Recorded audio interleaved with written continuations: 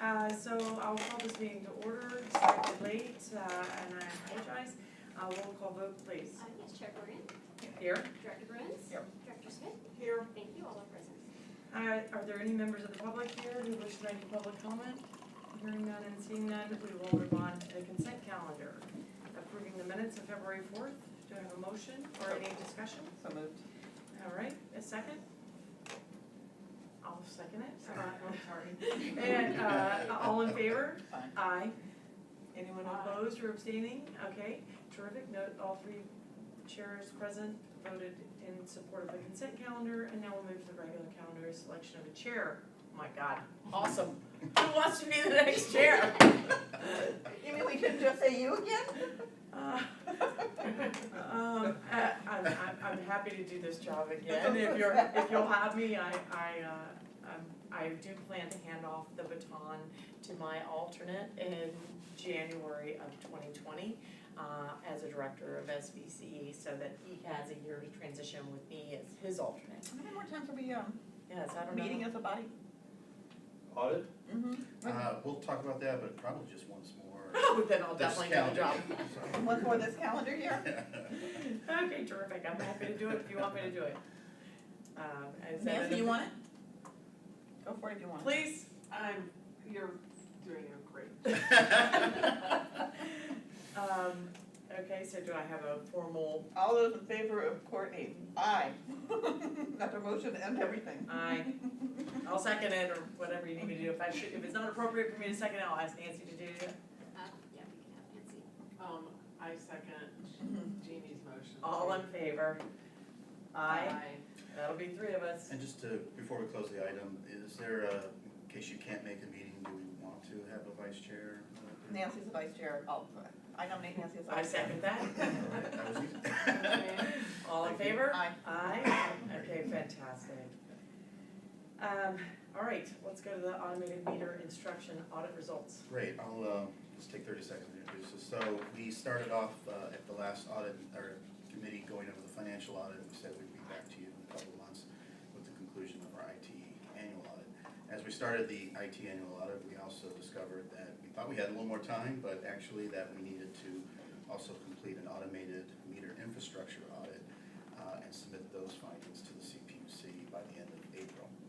So I'd like to introduce our guest today, Steve Carter from Abbott, Stringham and Lynch, who conducted the AMI audit for us. And he's got a few slides to go over as well as discuss the results. So with that, Steve, please. All right. Thanks very much, Don. It's a pleasure to be here. Thank you. So as Don said, we performed the AMI audit, which is a triennial, however you pronounce that, requirement by the CPUC with respect to their order on privacy data, data security, privacy, with respect to the AMI meters. So I can introduce who performed, the next slide. Steve, we just want to set these buttons down. Oh, sure, okay, fine, thank you. Control over there. So the next slide, which just introduces our team quickly. So myself, as a lead audit partner, engagement partner on this, Patrick Nye, audit manager with Abbott, Stringham and Lynch. And then we have, we're a member of a large association of CPA firms. And this firm out of Glendale, California, has a great department on IT auditing. So I subcontracted this portion, which we'll get into with them. Two partners there, Steve Nesson and Chris White. I've used them on many other engagements, and we work together as if we were one firm, so it's very seamless and very efficient. Just to address the two components of the thrust of the audit, it's really not an audit. The technical term is agreed upon procedures.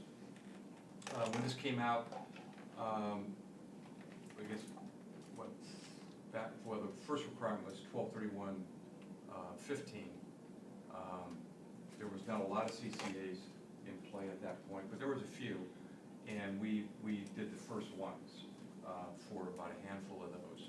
We actually wrote the agreed upon procedures out of the attachments or appendices to the order itself. we zeroed in on what we thought were the most relevant items. And we broke them out into two components, with, lack of a better term, non-IT, than the IT. So we'll get into that briefly on the overall report that you have. I think that deliverable, everyone had that. So that brings us to item 3. So the actual deliverable is this document, and it's covered by our report. And the way you can address agreed upon procedures engagement in the CPA world, and we're a member of the American Institute, who presents these standards that we have to abide by. So our report is actually an attestation report, similar to, financial statement audit report, report on a reviewed statements, whatever. This also qualifies as an attest engagement. So we're bound by certain requirements to fulfill that. So in this report, we start out with the scope of the report, of the agreed upon procedures, and then we just enumerated the actual steps that were performed. And that begins with what our procedures were. Yep. Okay. And Steve, is it fair to say that it was not only just looking at the AMI audit, but you also did an assessment of our IT infrastructure? Exactly. And policies? Yep. Which is also something that Nick was doing in parallel. So Right. the results that we have today is really 2 audit firms looking at our IT Yeah. infrastructure. Yeah, absolutely, that's a great point. Because it's hard to bifurcate when we get into the IT component of this order, it's hard just to isolate that single aspect without looking at the whole infrastructure. So we actually get a value add out of this, from a fee standpoint and from just an overall review of your IT infrastructure, policies and procedures on the IT side, and your vulnerability, accessibility, and security. So overall, I would say that you guys got an A+. You passed all the procedures with flying colors. We had no findings, as report evidences, either on your written policies and procedures, and then also on the IT aspect, as it addresses only AMI data, which is customer data primarily.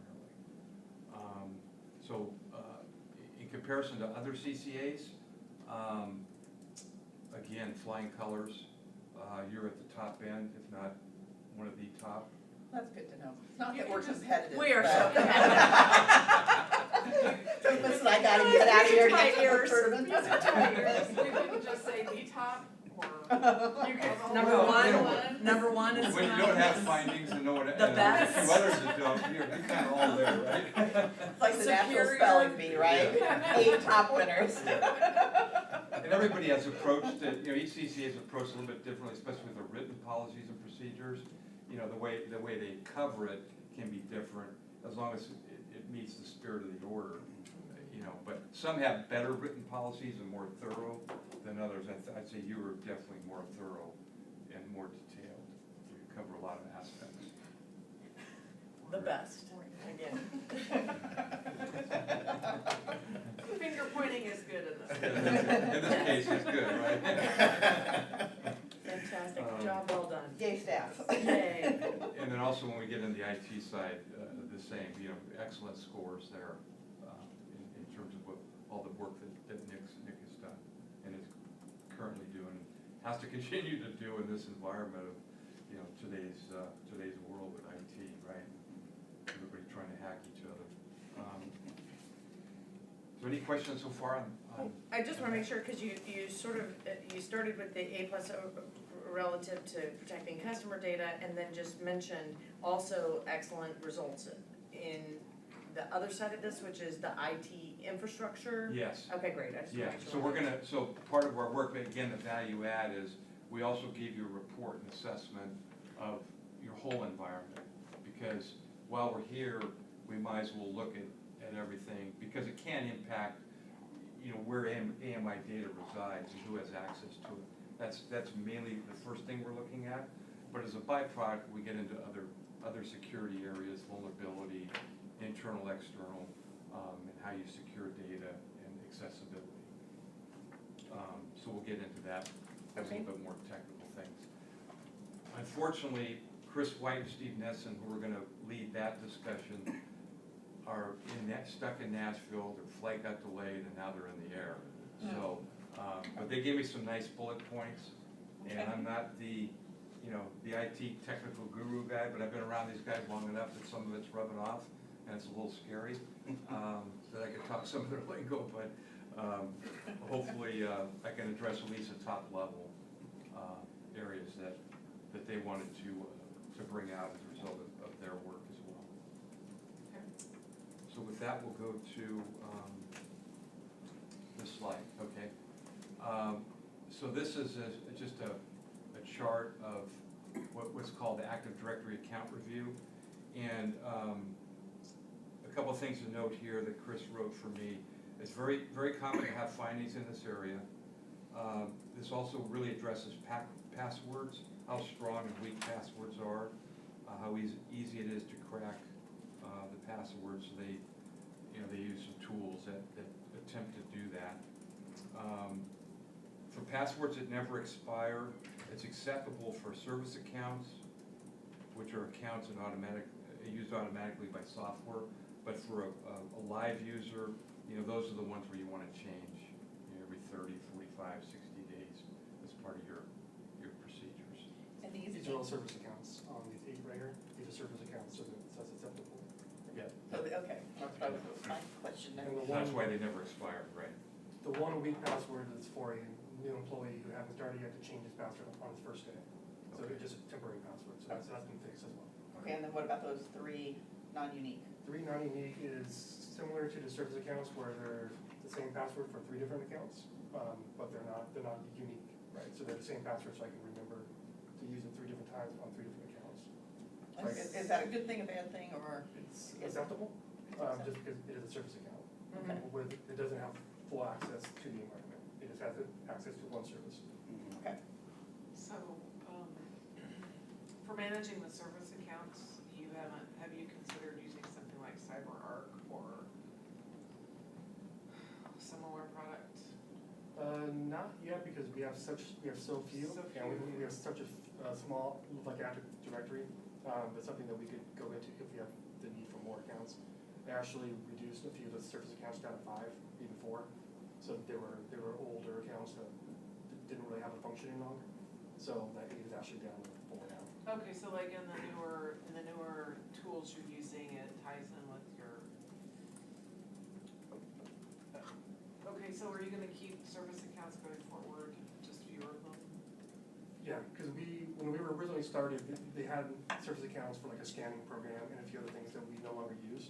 So as those technologies are off and deleted, then we remove the service account. So right now, we don't have anything on board to increase the need for service accounts. As of right now, that may change after the RFPs in the future. I'm in IT, Oh, you are? yeah, I rolled out the password security vault software, so it's. I definitely looked into a few of those, and Yeah, it's really cool technology, just for our size so Yeah, I far. don't think it doesn't yeah. make sense. And then I think you're it sounds like you're a Microsoft Azure shop, is that correct? We have an on-site server, like Active Directory server, so we're looking to go maybe into the cloud with our domain controller, but we're not there yet. Way above my pay grade. Excellent questions, I'm sure. All right. Excellent. So the next slide addresses the results of the internal vulnerability summary. Here, we're saying that results are fairly common, largely related to patch management. They can be easily remediated with an increase in frequency and checking of the patch configuration schedules. You'll never have a 100% clean scan on this one. This is reporting what, patches? What'd you say? What is this reporting? So this looks at like each machine and each asset on our network, and it finds the critical and high and medium update, or vulnerabilities, which could be a software vulnerability, it could be a Windows update that's missing. It looks for anything that is a known, like exploitable option. So a lot of these are gonna be, well, I don't wanna get into too much detail on what the vulnerabilities were, but Right. I do have a printout of each option there. But software, so like if you update to newer versions of the software, sometimes the old version doesn't get fully removed, which could cause a vulnerability. And a lot Common of, one, Nick, is like Microsoft, where I get those updates from. yeah, so like Mozilla Firefox was a huge one for us. And it was only on 2 machines, but it was like 30 individual line items on the scan. So just by removing that old version of the software, it brought the numbers down. And then like Flash player is a big one, Java. So like you update it constantly, but it doesn't fully remove necessarily, and sometimes those show up as a vulnerability. So I mean, you've probably seen that as well, where I mean, even if you scan today, these numbers are going to be different. And you scan tomorrow, it's going to be different again, because vulnerabilities show up every single day. And I'll cover a lot more on my slide later, because I did like a vulnerability scan also. And I'll go into like a little table of what the scans actually show. But if you have any more questions, I can answer it here too. Well, I guess my questions were more, I was trying to figure out too, you know, when you look at this slide, it's like, at what point would one be concerned? Well, Versus saying that, okay, so now that we, I mean, is this something where we do on a routine basis? And so it's very routine. A snapshot will vary depending on what the activity was. yeah, so we currently do a monthly like PC tune-up where we do all the updates and stuff, which the recommendations will show here later that we should probably do weekly, which we are gonna do. Anything critical and high is a concern. It is. Mediums and lows are gonna be, so sometimes you just can't get that remediation out there. It's impossible on some things. So lows and mediums, I mean, So is this something, so how, I mean, how often are you running this type of how often are we running this type of a scan? And then how are we tying the running of those scans with the activity such as doing updates, et cetera? yeah, so I was running a similar scan weekly. It was a different program, which weirdly enough, it found different numbers. Okay. Both audits that we ran this year used the same program. Okay. And like even those scans were different. So daily scans are a bit different. So I was doing a monthly tune-up, but that's obviously not enough. So we are gonna do weekly, and we're gonna also do weekly scans. So we remediated these down as far as we could go, and then we ran another scan, and the numbers are still pretty high. And I assume if you were to see a spike on one of your weekly scans in either critical or high, or possibly even medium that was significant, it would cause you to ramp up your scan on a daily basis until it was Sure. addressed? Yeah. Yeah, okay. Well, a lot of times, like, if you scan early in the month, like, if Microsoft does like a monthly patch, that's they call it, and then you'll see, like, there's, like, the numbers will be a lot higher. And then if you run those patches, this number's dropping immediately. Yeah, Right. got it. And the cool thing about this scan, actually, it drills down into what the criticals are. So like, it'll show you by actual vulnerability, it'll show you by actual machine. So like, you might see 30 line items on Mozilla Firefox, and if you look at the machine, it's only 2 machines. Got it. Right, so it actually does give you the granular report on what these are, and it actually gives you a fix. Yeah, actionable, a like possible fix. immediate, yeah, got it, okay.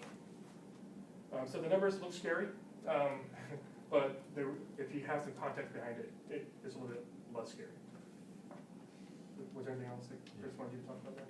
No, not on this slide, but it's on the internal. I kind of hijacked. Just the best practice, which Nick just addressed, is that, run these, review them on a regular, consistent basis. I have to say, when I read, when I was going through this presentation, I'm going, okay, I'm not even sure how I'm supposed to react to this slide. It makes you kind of go gulp. It's like, okay, so thank you. But this next slide is a lot better. Oh, good. So external vulnerability, which from a, from a data security standpoint, this is outstanding. So Chris has here excellent, this is not very common for a lot of organizations to have this kind of scoring. And so he said great job. I want me to pass it along. Yay! So that was good results. Then the overall recommendations. So a lot of this, I won't read the slide verbatim, but just his bullet points overall are overreaching. Typical blocking and tackling of user accounts, increase in patch management in some processes. Maintain cognizance of when data goes to the cloud. It's still SVCE's responsibility to monitor and manage that data, even though it's pushed to the cloud. Vendor management needs to be thorough but not overkill based on the type of service provided. Commonly ties to a risk assessment or business impact analysis. So Nick and I talked about that before this meeting now, and he was going into what he's going to do next in that arena in terms of vendor management, especially as you start outsourcing programs and analysis of customer data and usage. That's going to be very, very important on securing that data and how those vendors are going to use it and secure it themselves. Does this mean that when SVCE hires a vendor, there will be an assessment of their security measures? It could, Yeah. that could be one of your requirements, right? Yes. Is some of the feedback that we got from the RFI and other conversations were, it's one thing just to have them sign like an NDA, which is fine, right? But it's another thing to have it go deeper into requiring the vendor to have like IT audits and to show that we actually have proof of our scores. And then also, any data that leaves us to go to them and vice versa should be encrypted. It shouldn't just be like, here's access to our data file.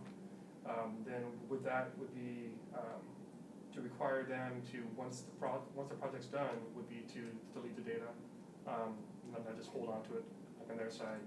So there's like probably 6 or 7 other steps that we're looking at. We're meeting with our legal counsel next week to see how we can write that into our current contracts, just to see if that's, so hopefully in the next month or so, we'll have a beefed up contract, anything that deals with our data security, our customer data going outside of us. Because right now we have a requirement saying you must have cybersecurity insurance, but that's great. But if something happens and we're still our data, and they get to be affected, even though it may not have been our fault, but it's still going to affect us, our reputation, our brand, everything, right? So, for instance, if we supply test data or actual data for them to process, there would be no personally identifiable information, or if they're passed outside our, I guess, control, and if there were, it would be encrypted. Is that So kind of the approach? Yeah, so we're customer data to us is anything with what name, account number, address, and power usage. Right. So it's not social security and it's not credit card information, but that still counts as data points. So currently we haven't, outside of our normal vendors like with Calpine and PG&E and those things, we haven't had to give our data out. But when we do, I know programs currently is actually scrubbing all the customer data out, and they're just sharing the random other data. But we're going to get to a point where we're going to have to share that data, and that's where we're looking at to, when it leaves us to go to the vendor, it's encrypted, and it comes back to us, it's encrypted, and then they have to have requirements before signing that deal or signing the agreement that says we will guarantee these things are met. That was the advice we got from George and Riverside, CIO, correct? Yeah. So he's working on that as well for a much larger agency, but it's still something that is recommended down at our level as well. And Nick, you're even looking at a program where the data goes off-site and that person leaves the agency, you can lock it down from anywhere. Yeah, there's really good technology that will actually, any file that you put into this dashboard, it'll lock it down to the person that has access, can't copy, can't print, they can't make a new file out of it. And then if they were to leave it and we can't get their machine back, we can kill that file. I've managed, Have you used it there? well, I've used similar products, yeah. Okay. Are you a fan or? A policy server by Adobe, old RMS from Microsoft, and of course they've kind of changed that since then, but, okay, so just to be clear and have it on the record, Assuming that the board approves the change in strategy where we do a lot more with data, this would be really critical to have in place before we do that. Yes, yeah, like one of my last slides is a data security slide, which kind of goes into more detail about what steps that we're looking at. And it's not like an action item today, but it's something that we're working towards. Okay. So we're gonna see a lot more of this because with decarbonization roadmap, all these programs, especially the innovation on-ramp programs, data analytics is a big deal for Silicon Valley and us. How do you leverage that? So it's balancing what third-party vendors need and maintaining privacy. And that's one of the key steps in the AMI agreed upon procedures. So if we know that you're outsourcing your data to what's called a primary purpose, which is authorized under the order, we ask who are those vendors that you're outsourcing the data, and we even look at the contracts. So the strength and language of those contracts is gonna help us say, yes, they meet the requirement of the order, no finding. But if that contract is weak, or doesn't speak to, how the data is gonna be handled, then, we could make that a finding. So when we say primary, we're talking about when we are providing name, address, and those kinds of things that you listed off.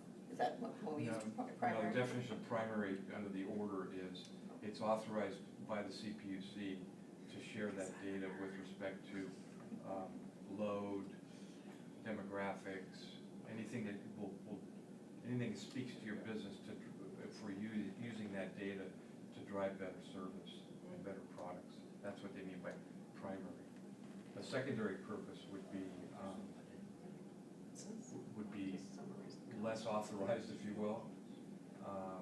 So it's now they're getting out of the Basic authority. functions The of basic function of performing the your, CPUC, yeah. you're now taking that data, not just looking at it to enhance your programs, you're giving it to someone else for marketing. yeah, strategize Yes. programs or something you wanted to. So that's what they mean by Okay. primary and I secondary. think that's a line item on the AMI, audit as well, the primary and secondary. Yep, So yeah, so it doesn't look at both currently. Okay. yeah. And this year we were pretty light on both. so. Yeah, you were very light on the secondary. And we did have some CCAs where we found that they inadvertently shared data with secondary. But not us. parties. No, not me. And again, most of the time it was inadvertent, but it happened. Right, okay. Excellent. So the lead just closes this item. Okay, great. And I know Steve needs to get back to San Jose, so we go ahead and, unless there's any more questions, we can close this item. Thanks, Thank you, Steve. All right, thank you. Nice to Thank meet you. you. Thank you for coming down, appreciate it. Thank you for inviting us in. Appreciate it. All right, nice meeting everyone. Yeah, thank you. Thank you. Thank you. Then we'll have, Do you want our cards or are you good? Yeah, he doesn't find Do it. you want our cards or are you good? Sure, if you have some. I don't and know. we can send you the contact Yeah, we can information. send contact. While you're doing that, I am gonna grab a quick sandwich.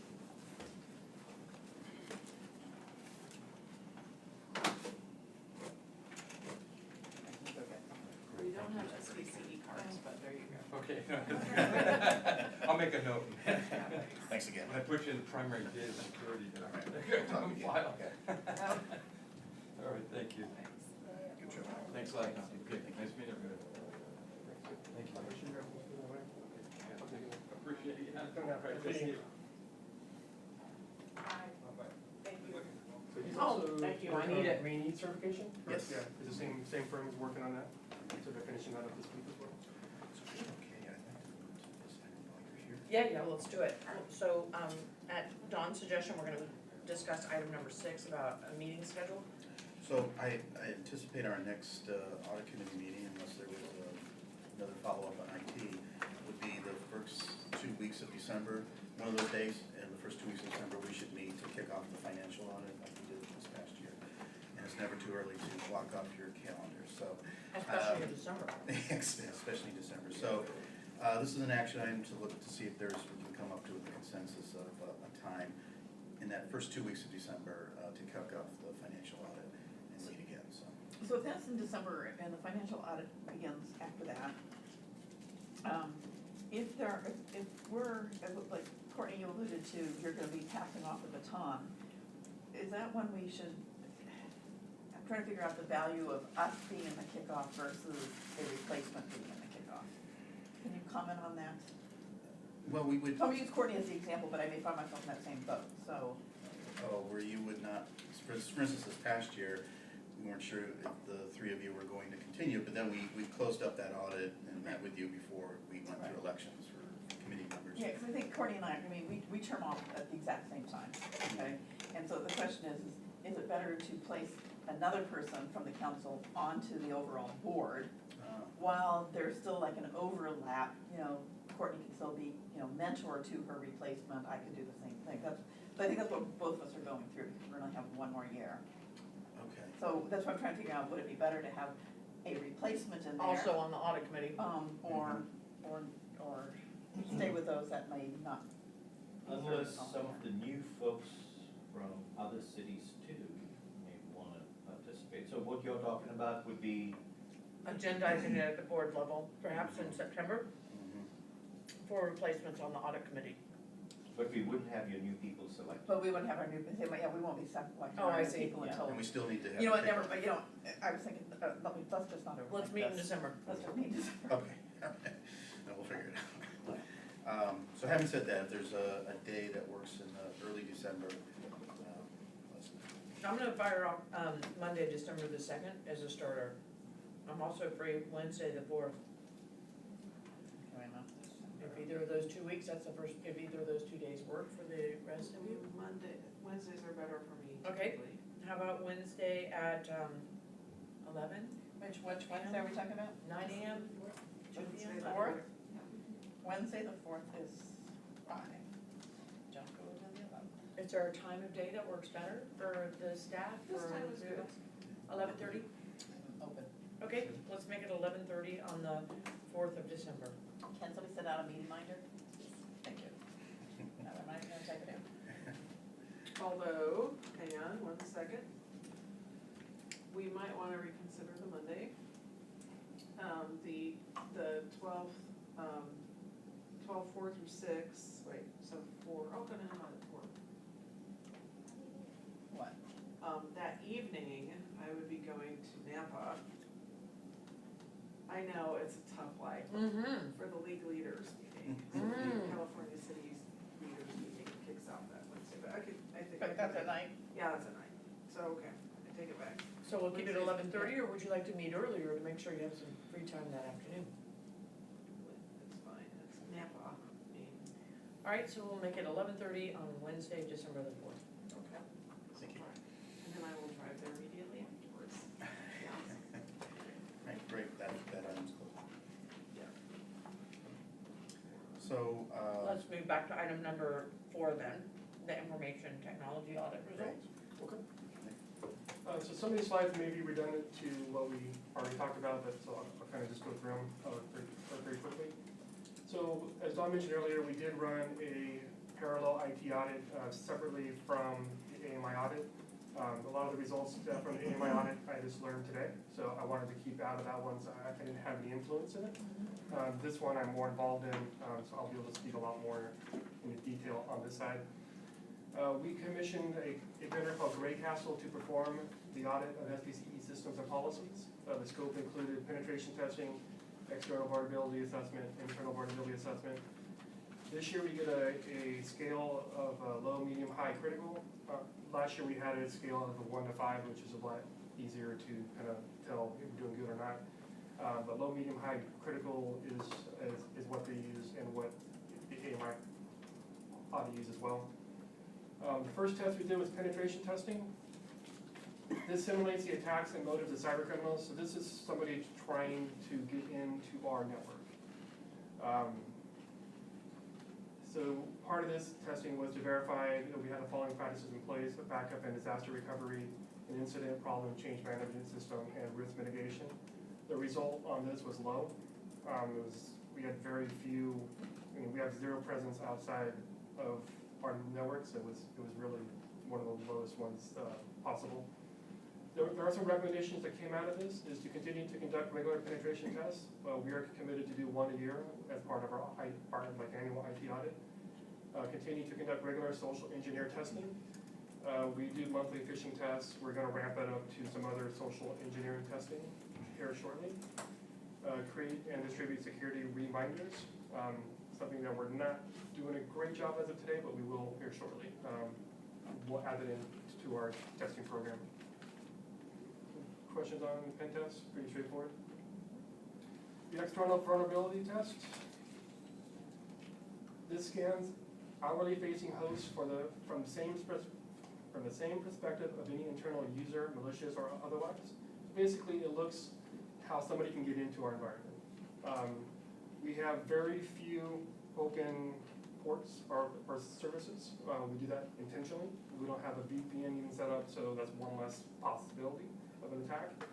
The scope of this testing included comparing our controls to the industry standards, identify vulnerabilities in our network application facility and systems, and focuses on regulatory and agency compliance. This result came back as a low as well. Recommendations here were to lock down access to only those that need network and system access, which we do. Patch and vulnerability management, which we're definitely going to improve to like a weekly management system. Inventory and classify all the assets based on business function. Right now, the assets are just classified as SVCE like assets, so we're going to actually break those into functions to make it a little bit easier to scan and get better results.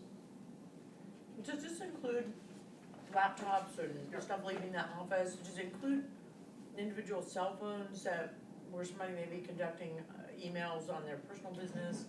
So on the vulnerability scan, we'll cover all laptops, like anything that plugs into our network. Okay. Including the firewall, the switches, the APs, everything. The APs will show reports of cell phones that are attached to the AP, but the scan doesn't show, it scans the AP itself. I gotcha. Not necessarily what's connected to the AP, or the wireless AP. I shouldn't have said I gotcha. I think I understand. So the internal vulnerability scan is similar to the one, like to that slide that we saw earlier that had a whole lot of high numbers. This scans the entire network, anything that is online on the day of the scan, or the time of the scan. So I think we had like 67 assets that were online, our host, which includes all of our server stuff and any machine that is connected, and actually scans phones too, our desk phones, which doesn't really have a lot of vulnerabilities. This is intended to identify weaknesses in security measures and an essential component of overall security plan. So the first result we got back in, I believe the first scan was in March. We got a high, March 15th, thank you, with a high. We did a remediation in the meantime, and then we did a rescan in May, and we got down to a low, medium. Some of the recommendations that came out of that is to implement a third-party software inventory system, ensure Microsoft updates are fully applied. So one of the things that came out with this vulnerability scan was that just because you install a Microsoft update, it doesn't necessarily mean that it's fully installed. So you have to go into the registry sometimes and change some of the keys, which is a little bit more manual than it is. But yet, when the Windows update says that it's fully completed. So it's not necessarily true. And a lot of our remediation that we had to do was to go into the registry to fix that. Remove or isolate outdated or unsupported software. This was where you come into play with like old versions of Firefox, old versions of like Java, so those kind of things. So the scan tells you which versions are that you should be up to and to get rid of the other ones. Regular review of security bulletins and application of firmware. So part of the monthly tune-up was to make sure all the Dell drivers are updated, all the BIOS is updated. But there's ways to make that more of a weekly thing as well. Consider regular vulnerability scanning schedule, which we're looking at maybe buying the same software, or in some of our to-do things will be some of the tools actually have a vulnerability scan that we can maybe version to another program that we're looking at. Does buying the software create its own vulnerability? It does, because it's run on a VM or a server. So it's funny because It's a cycle. because on the scan I ran, well, we got a box from the AMI team, and my own scan found vulnerabilities on their machine. Yeah. So they're like a security team giving us a machine to put on our network, and our machine found vulnerabilities on that system. So some of our numbers are a little skewed because that machine's no longer here.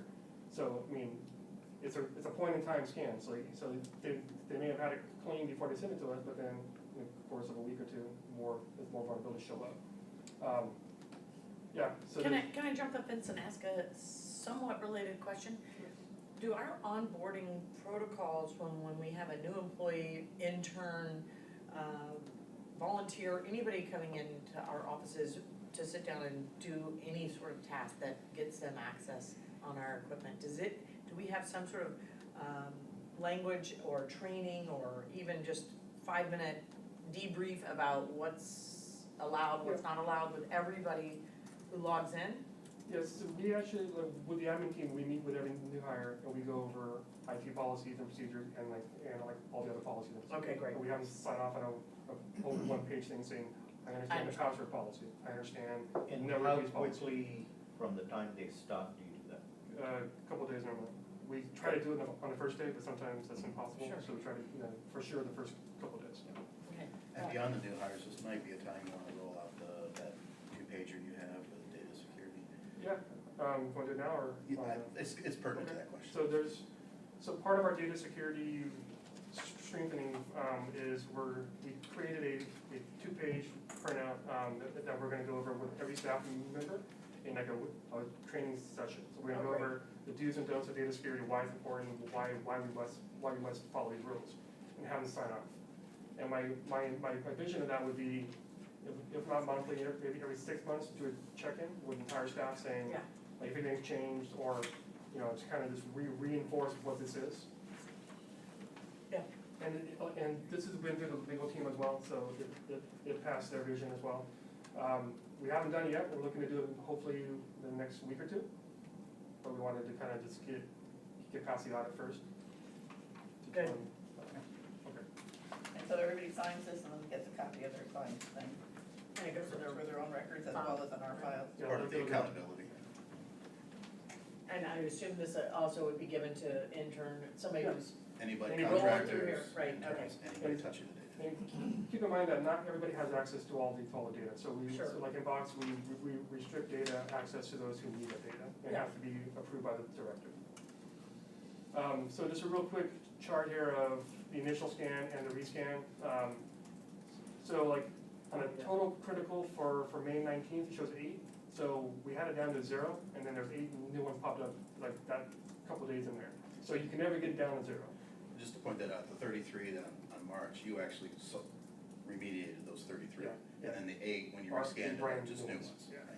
So we went to every machine and we went to every vulnerability and fixed it, and it's hoping to see zeros and show you guys, but unfortunately. it's like whack-a-mole, right? It's kind of It just is. always, Dynamic. yeah. And for somehow, we actually went up 1 on the total low security vulnerabilities.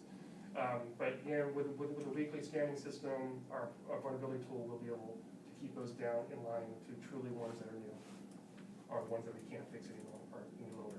So how much time does it actually take, by the time, you run this and then you whack them all?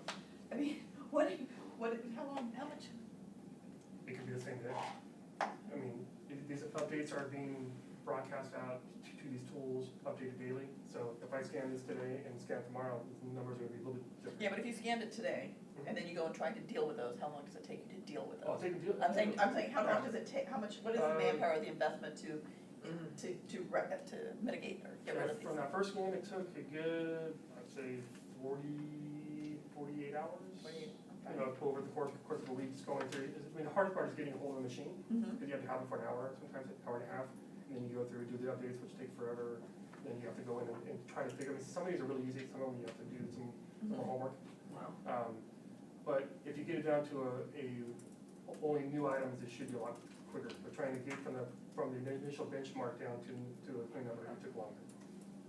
But sometimes I just don't think we have an appreciation for how much time it actually takes. It's like, you just see the number goes down, it's like, okay, 5 minutes. I did. I know, that's why I asked. Yeah. So some additional findings that were discovered on this audit were some web server and SSL vulnerabilities need to be reviewed. I've reached out to our web host and our web developer to address those. There's no content on the sites, it's just domains that we own, but there's some possible problems there. Server's antivirus is turned off or is missing. It was turned off due to the actual scans, so it's been turned on since the scans are over. The account lock threshold is disabled, combined with a weak password could allow dictionary attacks that would bypass alarms. That's been fixed as well. I actually strengthened our password complexity rules, make it longer passwords required, plus you have to have the uppercase, lowercase, that have those kind of things. So it's more aligned with industry standards, not the Microsoft generic numbers. And you're not allowed to write it on a Post-it and stick it on in front of your computer. That is in our IT policy, and you'd be surprised how many times. Damn, I do that all the time. Not here. Damn, I'd be fired so fast. Yeah, or you put it like underneath the desk right here, so no one will find it, right? Yeah. So policies and procedures came up quite a bit in both audits. Our policies are okay. They work for today, and they work for us as a startup. As we start developing and changing our business going forward, we need to get those strengthened a little bit. And a lot of that will happen during a risk assessment, which we're looking to do shortly. Okay, this closes this item. Okay, great. That gets us to item number 5, and I'm just gonna take a quick query on how long this item is anticipated to take, because I will, then I'm in. Let's go. This one's quick. Fantastic, I don't wanna miss it. So early in the year, Don and I met with Harish, and he was concerned about, well, what are we not doing? What should we be doing? What don't we know? Right? So he asked that we submitted an RFI, which we did. I sent it out to all my contacts and colleagues' contacts and vendors, and we got 3 responses. So I do have copies of them if you're interested in seeing what they were. Some of the common themes included strengthen our vendor agreements. We should audit our current vendor contracts, even the ones that we currently have active. We should look and see if they need to be strengthened as well, or redone. They recommended that we engage CalCCA for buying power and industry streamlining, which we reached out to CalCCA, waiting to get some response there. They suggested some possible RFPs in the future for information security risk assessment, security awareness programs, and incident response plan development. I don't know if you mentioned this, Nick, but you are working with other CCAs, Yeah, even without that's CCAs. like on the next Yeah. bullet. Security policy and procedure development and vulnerability management program. So they recommended collaborating with those CCAs, which we currently meet weekly with PCE, MCE, and Monterey Bay. We're looking to expand that out to whoever wants to join. It's hard to find IT contacts in some of those other smaller CCAs, but we're working towards that. Actually, buying Gray Castle for this audit, Monterey Bay and us got a better deal because we bought both at the same time. So we saved a few $1,000. So that it does work on a buying power. Some of the stuff on the RFI that mentions to do for RFPs would save a considerable amount of money if we did work with other CCAs. Some of the stuff is pricey and it's needed for bigger organizations, Yeah. but if you have a few 25 people companies, it may make sense. And then we're looking to add a budget for IT security specifically. How, okay, so I love this idea for multiple reasons, but how vulnerable does it make you if we all end up setting up all of our security systems identically? Like, does that create its own vulnerability? Or do we need to have something that at least slows down somebody who busts through Monterey and turns over and says, let's go get SVCE next? Like, do we have some sort of system in place to protect ourselves from somebody who figures out entry to one, making sure that we're unique enough? Yeah, I mean, currently, if they can't get in to Monterey Bay from us, there's no tie together. And the software that we're looking at is like on the IT audit is IT audit for 1, IT audit for 2. But some of the tools going forward, it would just be, they have a dashboard set up and then they have like SVCE here and Monterey here, but it's two separate things. You're just buying as 50 versus buying at 25. So it wouldn't be like, I think you understand my question. I would, Yeah, so these outside, so this is one idea Yeah. of having an outside provider. It's like just outsourcing that piece, and companies are offering it to smaller companies. So I know in Riverside we were looking at this, and so even with you have 3,000 PCs, that sometimes is not enough to get your own staff to have that 7x24 monitoring. So these guys are siloing Each of us. each of us. I got it. Yeah, because they are a service provider, and you have companies, I know in years past, folks like Lockheed providing those services. I think what I'm really trying to get at is, and a simple analogy would be, once a criminal figures out how to break into one car, Yeah.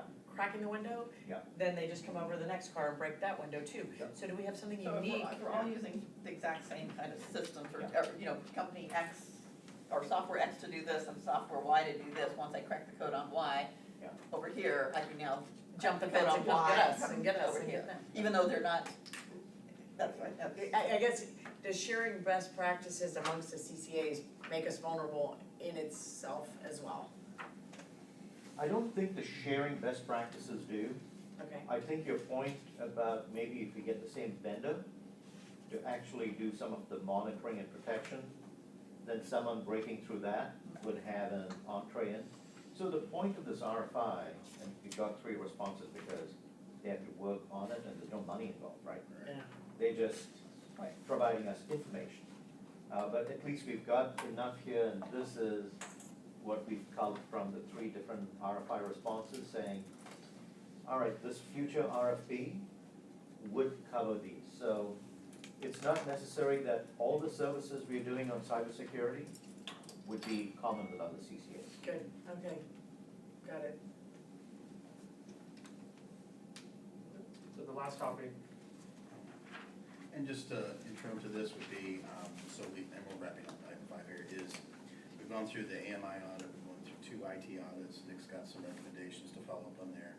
But with the launch of programs, I think another focus that we're gonna have over the summer and the rest of this year is going to be strengthening our data security, especially on the focus on the customer data side. So with that, Nick, maybe you wanna go through Yes. some of the. so it starts off as easy as like all of our data is in box, and we have it siloed out by department head, or by departments. So first thing is just take a pass through all of our data, silo out anything customer data, put it in its own folder, its own file, and give access to only those who need access and is director approved. So we're currently in the process of going through Box and doing that right now. Then the second part of that would be to scan our current workstations for any files, any customer data files that currently reside on our machines that maybe we don't even know that is customer data. And then would be to get those files off the machines back into Box so that we can track it better. Then we're looking at that software that we talked about earlier to encrypt anything that's customer data related, so we can log and monitor those files throughout the life cycle of that file. I was gonna say, this program.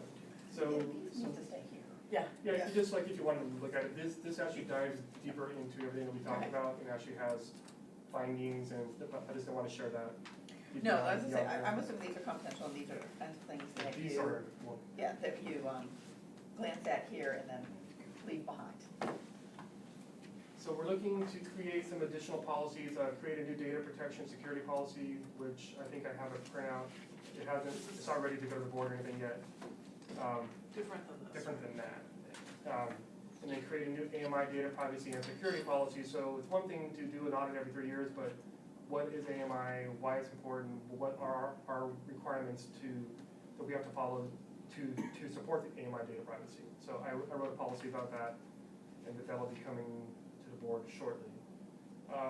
The biggest hurdle, as always, is gonna be staff training and accountability, so we can have the best network, the best infrastructure and everything, but generally the weakest spot is gonna be staff, right? It always is. So we're gonna do staff training on that 1-page printout there and go over why it's important, have everybody sign off. And then the next step of that would be anybody that has access to the customer data folder is gonna have more in-depth training. So it may only be 4 or 5 of us, I don't know yet, but they're gonna have, more often training, plus it's gonna be more in-depth. And most of the staff may not have to worry about that, but the people that do need to understand why it's important. And then we're gonna update our current IT policies, so they were, like Mr. Carter said, that they were fine, they're actually better than some, but going forward, we wanna make them even better. Even better. And then as stuff changes, as we get bigger, we need to do that. And the last item on business continuity, so we wanna look at critical vendors that if they get hacked or ransomware, how what's plan B? Right. So for instance, if River City Bank gets ransomware, can we still pay power suppliers? Z Global on scheduling power to the CAISO, or data management with Calpine. And so we don't have a lot of those, so we can really focus on 3 or 4 of these critical vendors and work out what that plan B is, and we'll be doing that. So although we haven't talked about priorities here, I'm assuming that you have, for each of these things, a set of priorities in terms of which ones you're going after first, because of where you're feeling the most vulnerability might be, or, like business continuity would be real problematic for us, Yes, right? I So I agree. would assume that's a high priority. Absolutely. Whereas, changing our policies, we need to do that, Right.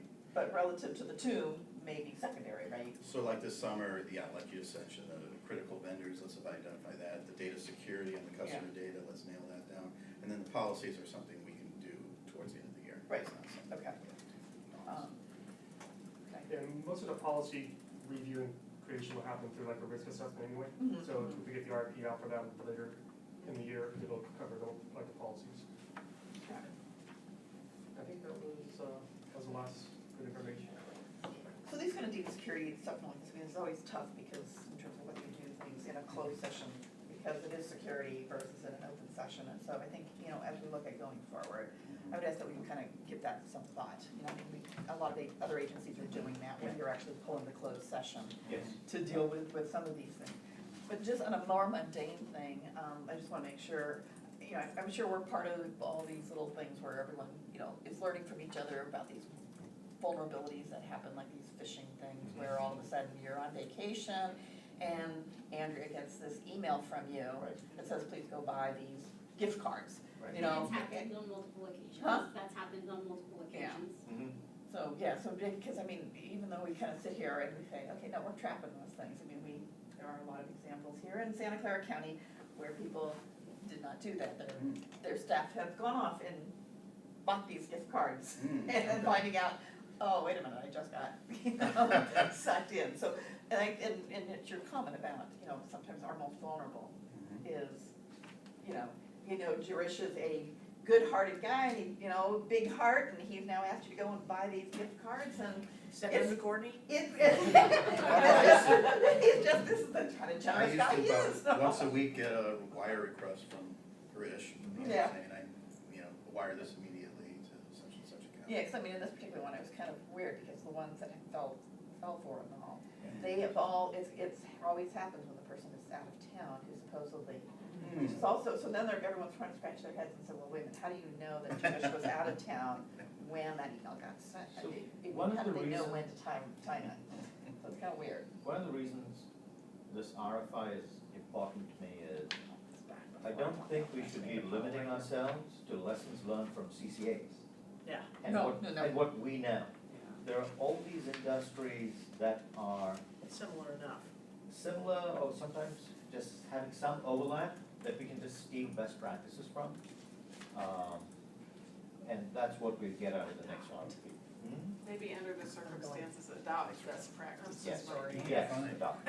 Thank you, Right. guys. Sounds good. I'm sorry to leave you so such a rush. Thanks for lunch. All the Thank you. best, hit it straight, Oh my Long. God, please. lots of birdies. No, Let's okay. go. Let's go. Please, thank you so much. Yes. Thank you. You're only as good as what you know, and I feel like we know a lot more because of you, so thank you. But there are No also, looking, no drawing. No. You guys have very high expectations. so Take there also care. seem to be other weird ones in terms of public records request acts. That public requests that are kind of odd things coming out, that people are, some agencies are automatically replying to them, and others are saying, no, this is a phishing, this is, where they're trying to track your activity. I mean, I just got someone who, wanted all my outgoing emails Oh, I got that too. during this, and it's like, yeah. Wow. So, those, I think, and it's funny because some jurisdictions are automatically just, it's Public Request Act, and other jurisdictions are going, time out, no, take an interim step, so, and, and particularly with public agencies, you get a PRA, you gotta respond to a PRA, right?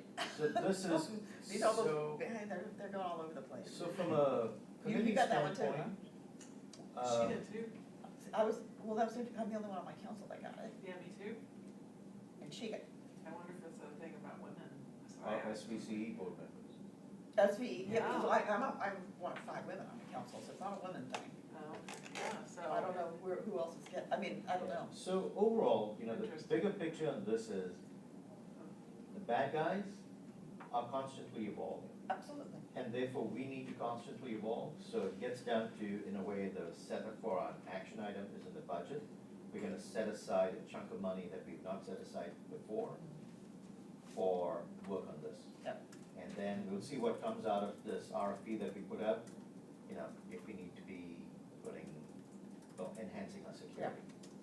No, I would say, I'm impressed, I think you guys are going about this the right way, and it is, I mean, you know, bad guys are trying to stay a step ahead of the good guys, and the good guys are trying to not get too far behind, and try to get ahead, right? Yep. And so you're constantly, you know, Yep. chasing down things, but again, I think for me, I'm pleased with the methodical approach, how you're approaching this, the attitude with which you're approaching this. So, excellent work. Thank you, appreciate the support. And I mean, yeah, my whole IT experience is all very rusty, unlike yours, so I'd be interested in your comments on this one. Yeah, I think this is all great. And I think you're being very proactive about it. The one thing I haven't heard much about is incidents response. So is there any? An incident response Yeah. plan and what we have in terms of our policies. Right.